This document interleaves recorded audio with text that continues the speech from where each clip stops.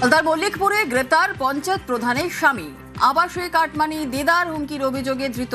আরও একবার আপনাদের জানাই, ফলতার মল্লিকপুরে গ্রেপ্তার পঞ্চায়েত প্রধানের স্বামী, আবাসে কাটমানি দেদার হুমকির অভিযোগে ধৃত। রাতেই পঞ্চায়েত প্রধানের বাড়ি ঘেরাও করে চলে বিক্ষোভ। আবাসের কাটমানি ও ভোটের আগে হুমকির অভিযোগে মল্লিকপুর পঞ্চায়েত প্রধানের বাড়িতে রীতিমতো জনরোষ। গ্রেপ্তার পঞ্চায়েত প্রধানের স্বামী। ফলতার মল্লিকপুরে গ্রেপ্তার পঞ্চায়েত প্রধানের স্বামী, আবাসে কাটমানি দেদার হুমকির অভিযোগে ধৃত। আরো বিস্তারিত জানাবে আনিসউদ্দিন, আমাদের সঙ্গে রয়েছে আনিসউদ্দিন।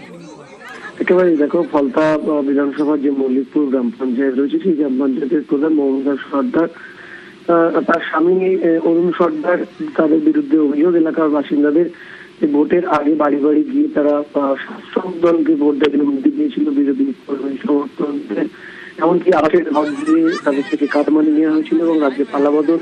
এরপরে কিন্তু এলাকার বাসিন্দারা একেবারে প্রধানের বাড়িতে চড়াও হন এবং তাদের গ্রেফতারের দাবিতে বিক্ষোভ দেখাতে থাকে। পরবর্তী সময় ফলতা থানার পুলিশ ঘটনাস্থলে পৌঁছয় এবং অভিযুক্ত যে পঞ্চায়েত প্রধানের স্বামী অরুণ সর্দার, তাকে গ্রেফতার করা হয়েছে বলে জানা গেছে।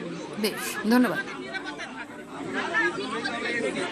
আমাদের টাকা পয়সা যার যা নিয়েছে ওকে ফেরত দেবে না দেবে আমাদের দেখার দরকার নেই, আমরা ওদের শাস্তি চাই।